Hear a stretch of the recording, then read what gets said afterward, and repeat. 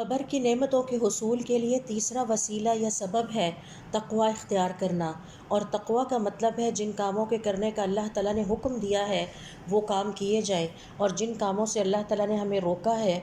اس سے باز آ جائیں۔ سورۃ الطلاق کی آیت نمبر 2 سے 3 تک اللہ رب العزت کا ارشاد ہے، وَمَن يَتَّقِ اللَّهَ يَجْعَل لَّهُ مَخْرَجًا، اور جو دنیا کی زندگی میں اللہ تعالیٰ کا متقی بندہ بن کر رہتا ہے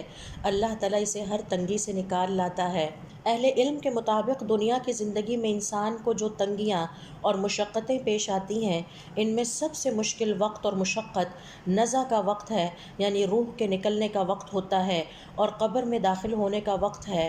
لہٰذا اللہ رب العزت کے اس وعدے کے مطابق جس نے دنیا کی زندگی میں اللہ تعالیٰ کا تقوی اختیار کیا تو ایسے صاحب ایمان کو اللہ تعالیٰ عالم نزع میں اور قبر میں داخلے کے وقت آسانی عطا فرمائیں گے۔